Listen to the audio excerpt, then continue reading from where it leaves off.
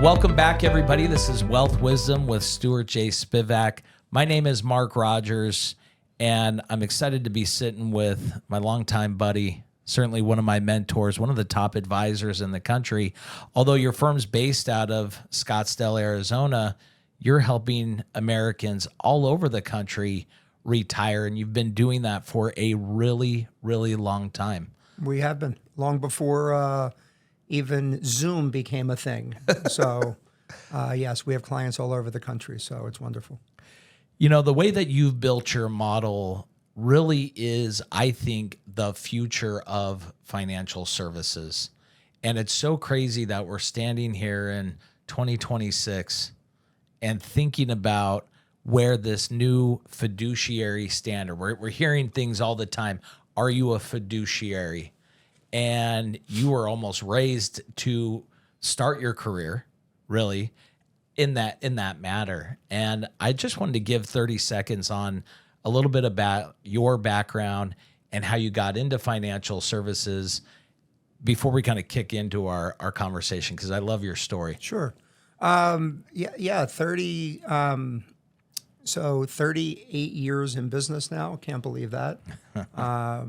Basically born and raised in the business. My father and his identical twin brother were both partners for 25 years before they both unfortunately died at very young ages. My dad was 46 when he passed. My dad's twin brother died 5 years prior at age 41. When my dad passed in 1985, I was a sophomore at Penn State. Spent the summer months of my junior and senior year while a student in college, servicing the clientele that the twin brothers had built up over the previous 25 years. It was very important for me to finish my education, which I did. I graduated from Penn State in 1987 and went right to work in this business January 1988. Never been on a job interview in my life, never put together a resume in my life. I was literally born and raised in the business and knew from the time I was a little boy that this is what I was going to do. So, it's been a wonderful journey, and this is a people business. This is a relationship business. And I am more jazzed about the future of our industry and the business than I've ever been. More and more families need help. And that's what we do every day, is to help people. So it's a wonderful thing. Well, you know, there's a couple of things. As I call you one of my mentors, you're one of the hardest working people that I know. And what I love about that is a couple of things. I know how busy you are, but when I get on the phone with you, you ask about my family. You actually care about what's going on in people's lives. Your family, you're spread to where you always make sure that you're with your kids as much as possible. You're at events, sporting events all weekend long, going on with them, but you care about people.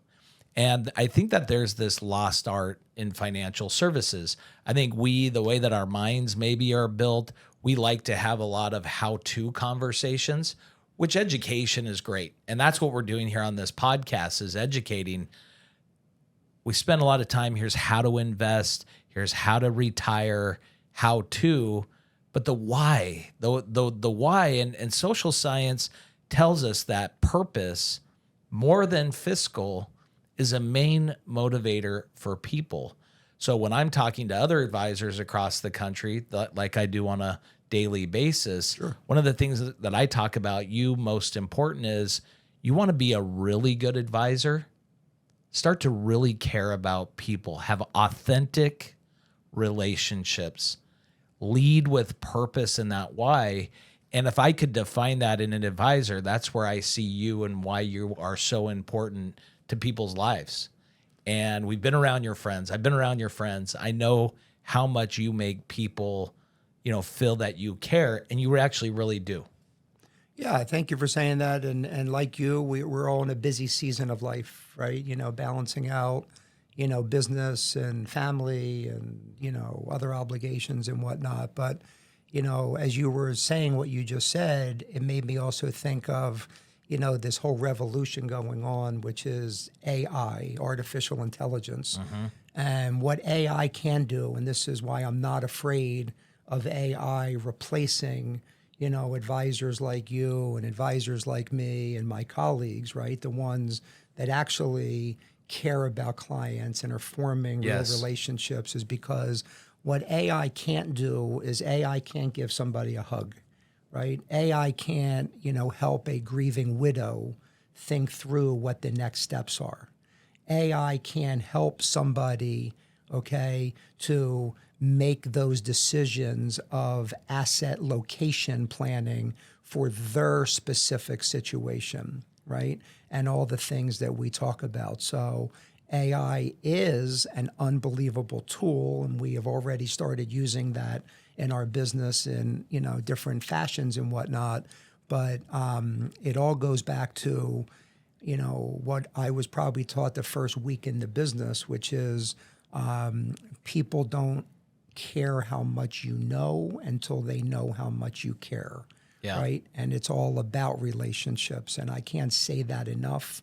And I value relationships, and people who don't value relationships are people that I'm not interested in really doing business with them, right? Because it has to be a mutually beneficial, relationship. I know what we do and the impact that we have on people's lives, and people either appreciate that or they don't.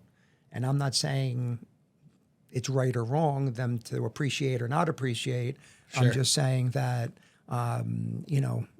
there's plenty to go around, and we can only take care of so many families anyway. Right. So it is about finding the right fit. Yeah, and I know you talk about, having these core values of when you do business with Spivak Financial and what that means, that trust, professionalism, and that trust being such a key piece to that two-way street. You brought up AI, so this actually can kind of kick us off into today's conversation. Awesome. This is part 2 of an entire series of really all about Roth Conversions 101. And we started in episode 1 laying down the foundation, the 101 about tax deferred, tax free, traditional IRA, Roth IRA. What do those mean? So if you missed it, go back to episode number 1, AI. There was a recent 60 Minutes that aired talking about specifically to near retirees and how AI is truly going to impact your retirement. And it's pretty incredible because it was talking about the many advantages of AI and what that's doing, but a lot of the disadvantages too. Now, of course, a good and bad is people are living longer. AI is already proving that this will extend retirees to live longer. So longevity, or what you and I talk about, longevity risk, can prove to be a massive challenge for retirement. AI is leading that, and thank goodness to healthcare advancements. AI is making a massive impact into healthcare. Healthcare, then the end result user, which is you and I, extending our lives and living longer. Well, gosh, now we have a problem. And now that onus is not only on the individual investor, but we as advisors have to help people have buckets of money, that last as long as them. Exactly, precisely. So here we are. Now we're staring down a situation of this tax time bomb. And planning is got to be so strategic today. Because, and you talk about this kind of getting up and down your retirement mountain, the growth side, the getting up side, the accumulation side, you can have these setbacks. You can have times like 2008. We don't want to have a lot of them, but now you've gotten to the top of your mountain. Now real decisions need to start being made. And when the storms come in, and gosh, they come in fast these days. Violently. Is it a green day? Is it a red day? What does that mean? How many times can we have that setback? All along this tax deferral bucket, if you started putting money in at a young age and working, and you've been continuing to build this, people have been building a problem that they have to deal with. There's no doubt about it. And the fact of the matter is, tax time bomb is the right terminology to use because, again, like we were talking about in our first episode, do most people think tax rates are going up in the future or down? Okay, most people feel they're going up. So is it safe to say the taxes are probably on sale right now? Okay, I think it's pretty safe to say, I mean, tax rates are as low as we're probably going to see them right now because, and look, it all depends upon, is the red team going to stay in the White House or is the blue team going to get back in? And, obviously if the blue team gets back in, no different when a red team gets back in, they undo everything and, we start over again. But the general consensus is that, our government is going to need more tax revenue. And where they're going to get that, they're going to get that from you and I.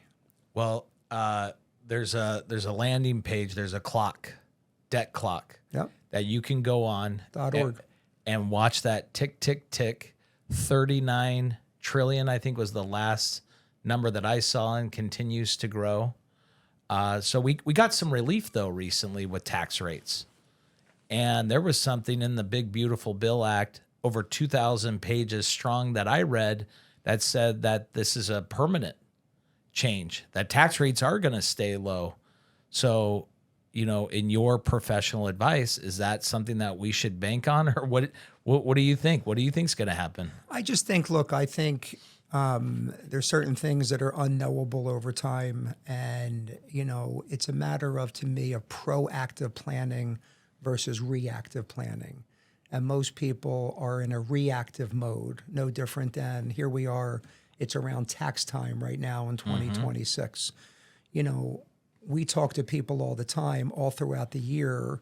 Like I'm telling people now, it's April of 2026. We have 8 more months to do some planning for tax year 2026, right? When January 1st, 2027 hits, can we do any planning for 2026? No. We missed the year, right? Here we are right now.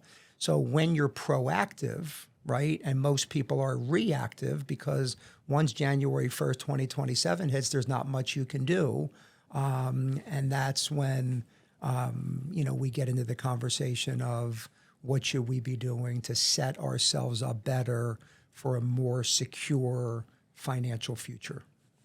So one of the things that I wanted you to hit on and kind of talk about this ticking tax time bomb are RMDs, required minimum distributions. What do you think the impact of RMDs is when, as we know, RMDs have to grow? Most people don't know that RMDs grow every single year. But what does that mean to us when doing income planning and tax bracket management? What can happen when those RMDs start to kick in? Sure. Well, let me start out with the basics for a second about gross versus net. Okay. Yep. Gross income versus net income. Okay. So gross income is the income that is coming in before taxes. Once the tax bill is paid and the tax man has been paid, then you have your net income. So if somebody needs $10,000 per month to live, just giving a hypothetical round number, and they are in a 30% tax bracket between federal, 25%, and let's call it 5% state, that means their gross income, okay, if they have $10,000 coming in, okay, is gross, they have to subtract out the 30% tax, that's $3,000. Now they have $7,000 of net spendable income.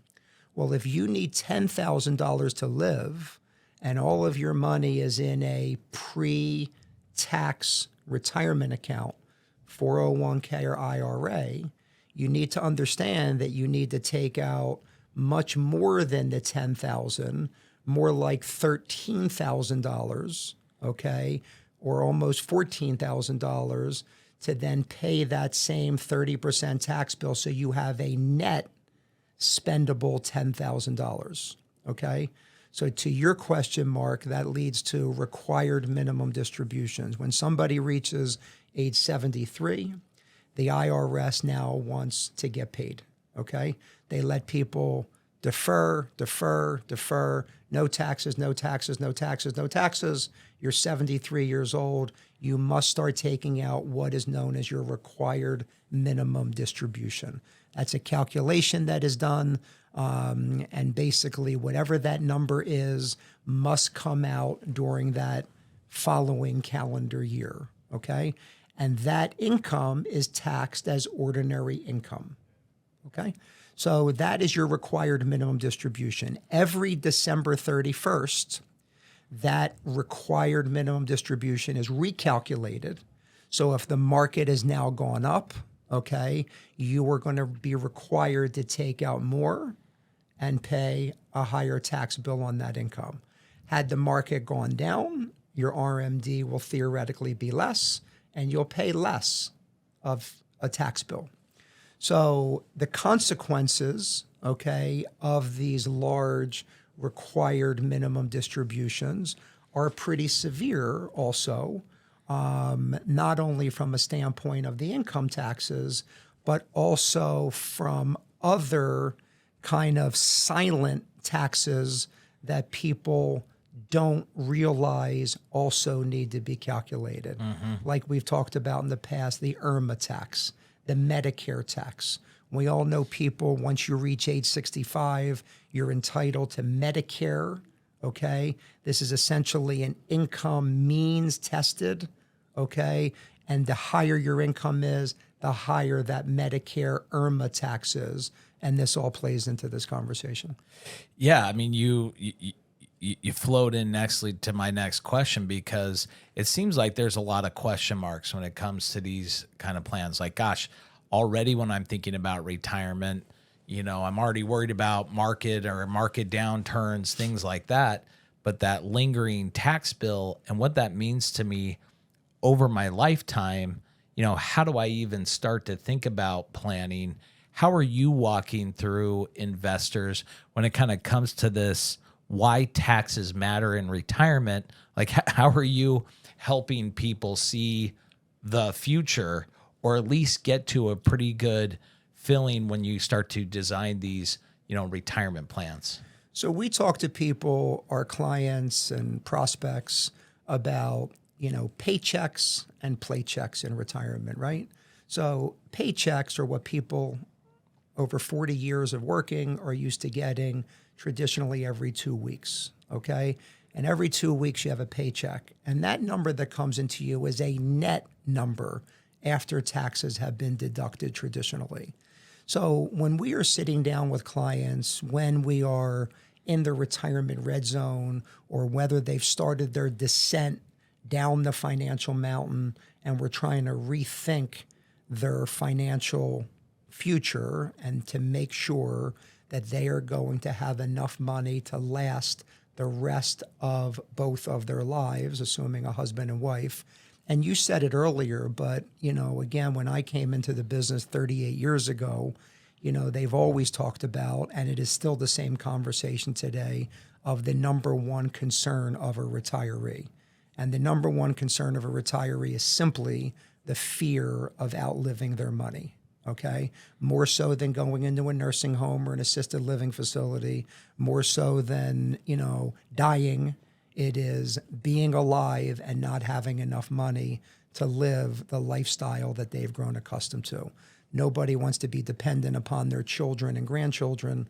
Everybody wants to be able to stand on their own 2 feet. So, so when we talk about structuring a plan for our clients and whatnot, required minimum So let me just take a step back for a second. If somebody was working paychecks and playchecks and they were used to bringing in, let's just say, $3,000 every 2 weeks, okay? So that's $6,000 per month. And that's what they've lived on very comfortably, $6,000 per month. Ideally, and that's what we call your paychecks. So ideally, when they retire, okay, we would like to see that they had at least that same $6,000 a month coming in from guaranteed income sources. Okay. What are guaranteed income sources? Well, Social Security is factored in as a guaranteed income source, okay? If they are lucky enough to have a pension, okay, that would be a guaranteed income source. Lifetime guaranteed annuities would be a guaranteed income source. So ideally, if we meet somebody that needs $6,000 per month of paychecks coming in, now that they're retired and their employer paychecks are stopping, now we have to make and create that money. So if they are getting $2,000 a month from Social Security and $1,000 per month from a pension, in my mind, they're $3,000 a month short of guaranteed income. Now we have to look at their portfolio and figure out, where do we create that other $3,000 worth of guaranteed income sources? Do we factor in required minimum distributions? Of course we do. We have to, right? So this leads us into the bigger conversation of paychecks and now playchecks. Somebody wants to retire. You need your fixed expenses to pay your bills. Maybe you still have an outstanding mortgage. Maybe you have a car payment or two. You obviously have utilities and food and travel and haircuts and manicures and pedicures and all just general upkeep. And now we have a conversation about playchecks. What are your dreams? What are your goals? What do you want to do now? Because we do believe, okay, that it is true that people go through 3 stages, okay? Once they retire, it's their go-go years, right?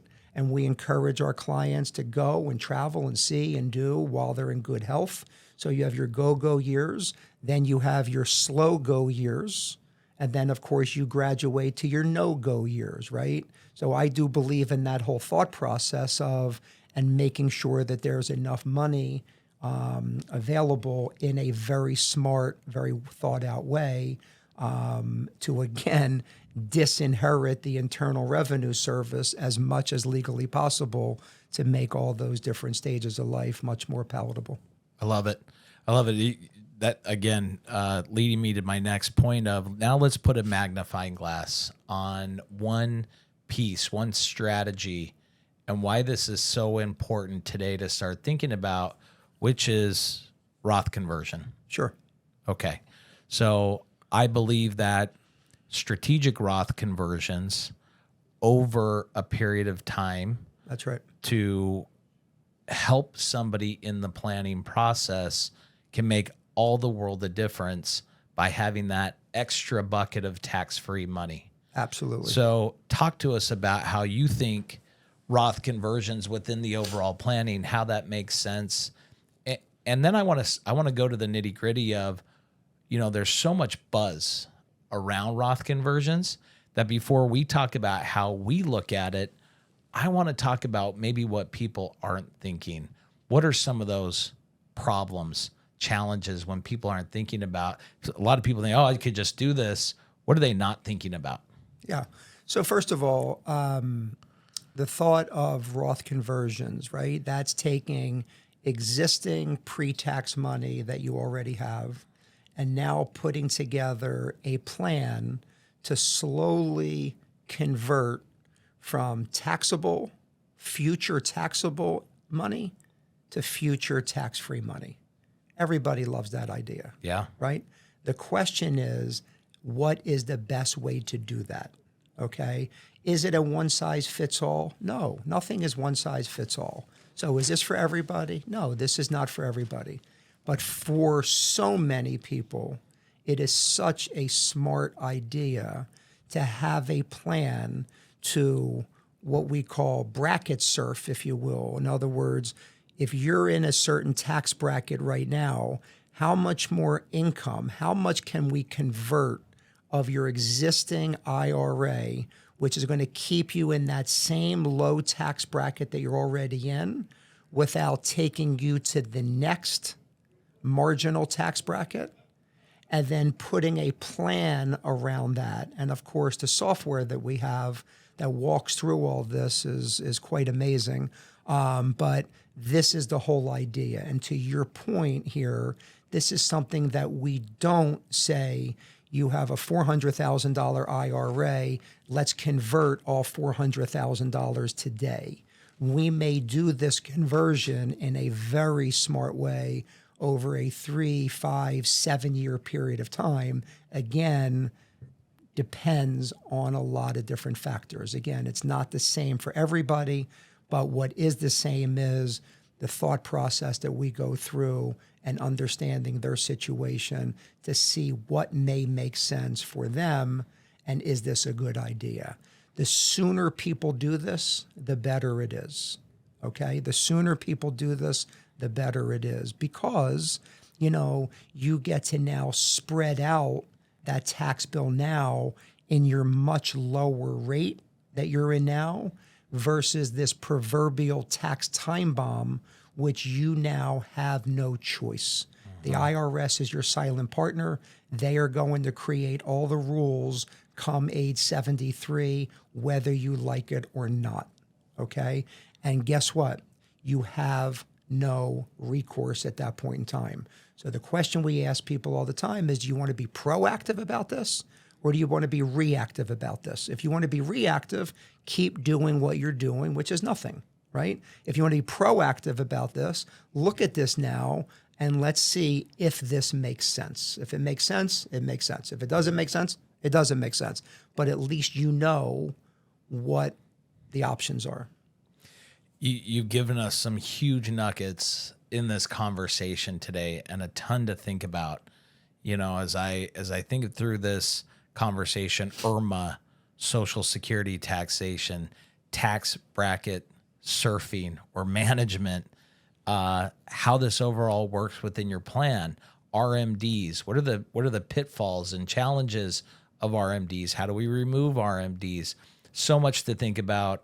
The call to action is simply get to know your numbers, right? With your plan. Exactly. Understand over your life expectancy and your spouse's, if you have a spouse, what does that mean to you?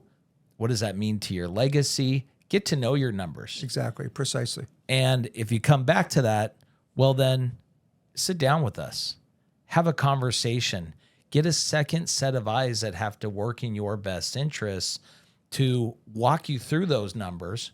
What does that mean?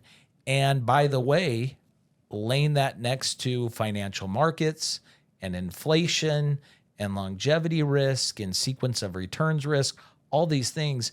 How does my plan work today? Can it exist? And by the way, when things change, because things always change, when the storms come in, when the financial storms come in, can this all work together? Reach out to us, 888-477-4825, or go to spivakfinancial.com. Schedule a time to have a different conversation and really dig in to understand your plan. Stuart, always good to be with you. Great information. This is a teaser into episode 3 that we're going to start to talk about Roth conversions, how we look at those as a planning tool, and really the ins and outs. So we're going to talk about the ins and outs and when's the right time. This has been Wealth Wisdom with Stuart J. Spivak. Like, subscribe, and share. Stay tuned. More information. Thank you, my friend. Securities and advisory services offered through Centaurus Financial Incorporated, a registered broker/dealer member FINRA, and SIPC, a registered investment advisor. Centaurus Financial Incorporated and Spivak Financial Group are not affiliated.